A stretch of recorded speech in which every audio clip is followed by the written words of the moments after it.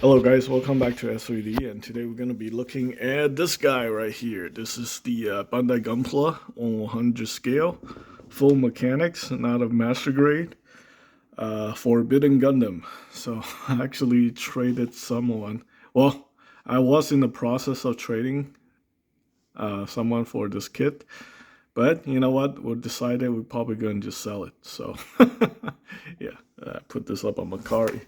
It's actually a pretty nice kit, but you know what? We're just preparing for potentially difficult times. So my friends and I decided we're gonna try to unload as much stuff as we can, just in case. So anyway, we have the Forbidden Gundam here.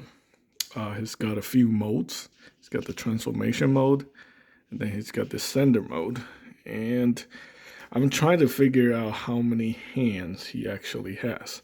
So we're going to go through the manual here and see what is going on here. So he has supposedly, I think, like just two pairs of hands.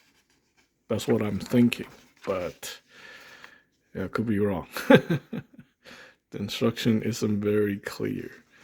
All right, so we got the markings sticker here. These are never been touched.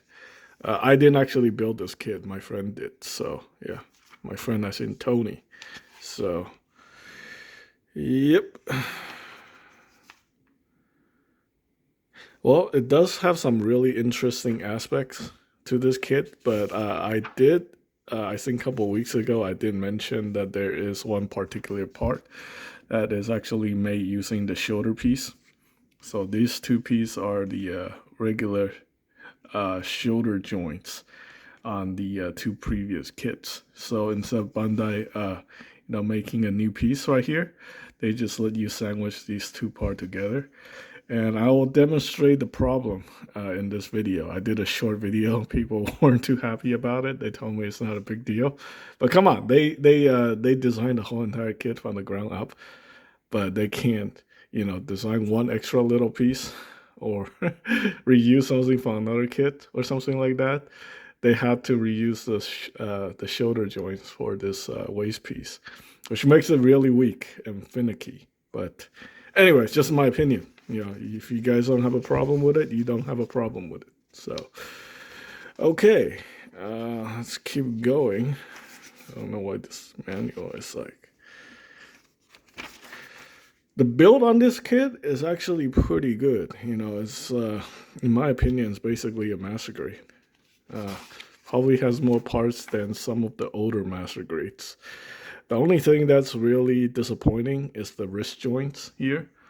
These are very reminiscent of like, high grade ball joint going into the socket, that kind of situation. That's not really, something you expect for like paying like over $60. So in this kit, probably gonna run you around 65 after tax, like more than $70.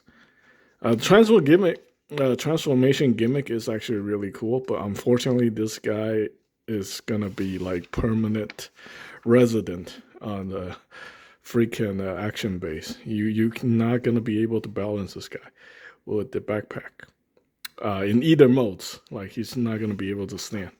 So if you want this guy to be displayed, you have to get an action base. Also, the action base adapter very very weak.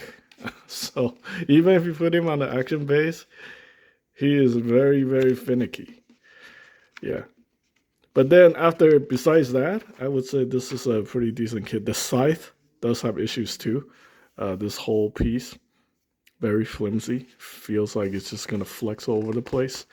It's all made from polystyrene. There's very little ABS used in this kit. So they cut some corners, cut some costs, but at least we got the Forbidden right here. I actually have all three right now with me. I have the Raider, I got the Calamity, and I got this guy. Yeah, that's a very cool gimmick right there. Look at that. Let's take a closer look at that. Looks pretty awesome. All right, so right here we have the Forbidden, and I already have him transformed into this mode, which looks really good. This guy is basically a master gray. I don't know. I'm debating whether I want to keep it or not. You know, this is very nice looking. It does actually have some color separation issues, which is quite shocking.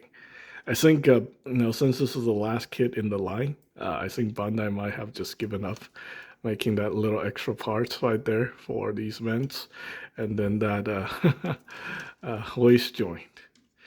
Okay, so right now the issue here is not the waist joint. That is just the action base, being not very well connected. This is connected fully. It's just, it's trying to balance this whole freaking thing. And it is not working well. Look at that. That makes me feel very nervous. And also that waist joint right there. It's just not great. So you get that two little piece that sandwiched together attached with a peg that is just holding this whole entire section up. And then this whole entire section is attached to this thing. So it gets very, very problematic. Anyway, I just feel like this thing is going to fall over and then just break into pieces. So you can see the Gundam pen underneath in the transformation mode. But this is, besides the finicky action-based connector and that waist joint, overall the kit is very, very solid. The scythe, the handle is very, flexible due to the fact that it's just polystyrene. They really should have made this piece out of ABS, to give it more structure.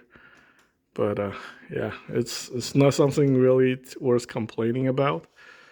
You do get a lot. I think if this guy was to make it into a master grade format, I would say kind of like Virtue, maybe like close to $90. Because you get this whole humongous backpack thing. Probably will have more part separation for this backpack if it's a master grade. But very nice looking. Let's go ahead and transform it a little bit. Right here we have these very gimmicky hands. So basically he has two set of these, and this allow him to hold the size. These are designed specifically because there's a notch in here that let you hold the scythe. And to swap out the hand is very basic. This is like the 00 style, master grade style hands, where you just have the little peg system in there, and then you plug the thing in there, and then you have different variations of the hands. And we have the backpack right here. You can see this is actually a pretty cool gimmick. This is where you, I think this is a high power rail gun, and then you just rotate that to activate the shooting mode, and that just falls down. Yeah, I think a good idea when you're transforming the kit, you want to just take the whole backpack off. That way you don't have to deal with potential shenanigans. And I do like these. I do wish these thing has a bendy wire inside. You can actually fix that very easily, but they really should have supplied a bendy wire in here for like pulsability. Like the backpack is really cool. I really like the backpack. That is very unique, and you got thrusters that can move. Yeah, very, very nice. We got the part separation. We also got a clear piece up front, and there's only one piece on one part on this kit that is, not colored correctly, in my opinion. It's just these two vents up here. That should have like a little overlay or something inside, like a little red piece or something like that. That would have made it look even better. So yeah, this head actually looks really nice. I didn't do any panel lining on this because it doesn't belong to me. And my friend Tony told me, either trade him one of my figures for this guy, or, like just put on Mercari. Yeah. I guess if I decided to go through with the trade, I will probably panel line this guy. It looks really plain without any kind of detailing. So that kind of sucks. Yeah, it's got the, I think this is a beam rifle up here. And I really like this shoulder gimmick. You can see this is very unique to this kit by itself. You get the shoulder. This is a ball joint. that has an extension. Never seen this before. Never seen this kind of build in any sort of Gunpla. So that is actually really nice. I think this is something that they can do with kits like the Sazabi and stuff like that to give it more unique articulation. Because basically this allows you to have like more articulation, like maybe simulate like a shoulder joint situation. Yeah. You can see because of the transformation situation, he's not able to have the more traditional like butterfly. So they went with this design, which can work. You know, it's pretty interesting. Let's take a look at the back of the kit. You know, you got some features right here. You got these parts on the back. Yeah, that waist joint right here, it's okay without the backpack on. You know, you don't really feel any major issues, but once you put the backpack on, you can see how much stress is putting on the that joint. You got the flap right there. You got these two flaps right there, and now you can see that very poorly connected action-based joint. You can see it's like just barely balancing in there. That's really problematic. It does have the hinge right there, so that's really nice. I mean, basically from the hips down, this feels very master grade-ish. You know, it's got a lot of features right here. You can open these up. You can see like, you know, extra thrusters in there. That's some really nice detail, you know. I mean, they definitely put effort into this kit. It's just, you know, I guess toward the end, they just kind of given up. Either they ran out of budget for it or, you know, something weird happened. But yeah, let's go ahead and take a look at the weapons. So weapons-wise, we have this slice right here, which you can open up. It's also got a connection point right there where you can attach the slice right there. And then you have the hand with the notch inside. So every section here, there's a notch, which allows you to hold on to it more properly. This is a humongous scythe. Right there, once fully extended, looks really interesting. And it's got good color separation too. I think it's perfect, you know, besides putting the marking sticker on it. This scythe is, you know, basically a master grade scythe. Just the handle, I wish could be made of ABS instead of polystyrene. You can see how it flexes. Yeah, when you're moving around, sometimes this thing will like just flex around, and it just, I don't know, make it feel like very less premium, you know. For yeah, I mean it's not master grade, so what was people expecting anyway, right? So anyway. So yeah, pretty cool. Have it post up like that.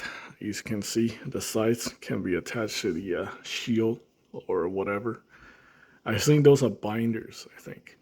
And then we also have the machine gun on both arms. This is actually a machine gun. I thought it was a beam rifle or something. But pretty cool. So yeah, as far as articulation goes, you know, we got the feet articulation. The feet can go flat. It can bend like that.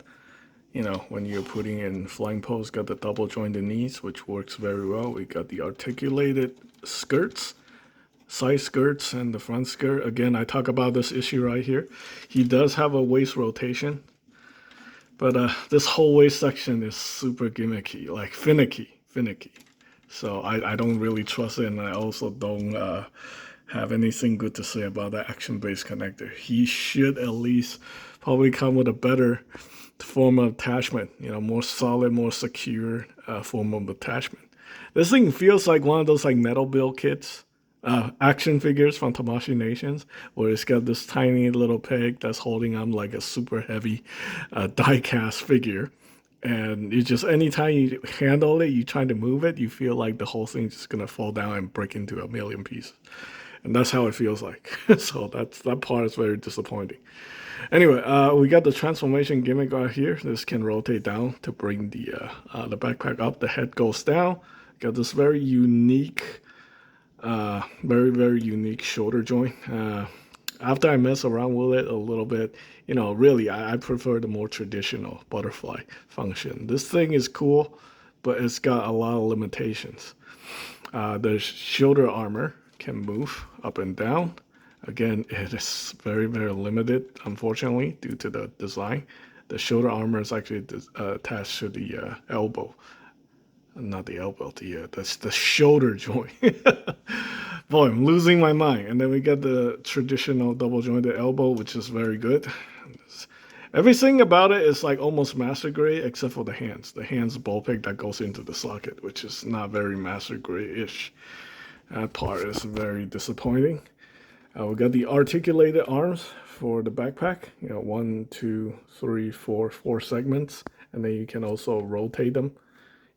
So that's pretty cool. The size, yeah, give it a very nice appearance. This is a very, very unique look to a Gundam. Personally, I like it a lot, but a lot of people, like to make fun of this kit too, saying like, "Oh man, it's not better than the zero gravity judge." They call it the first party judge. It is nice. The more I look at it, the more I like it. If I had to give this a score, for a full mechanics kit, I give it a solid, 8 out of 10. Obviously, the issue drives me crazy. Right there, got some little plastic shavings, not properly cleaned up. But yeah, overall 8 out of 10. It's a pretty solid kit. Besides the the obvious issues with the action-based connector in that waist section. So it's not gonna get a perfect. It's not gonna get any higher than that. Anyway, that's pretty much it. Thanks for watching.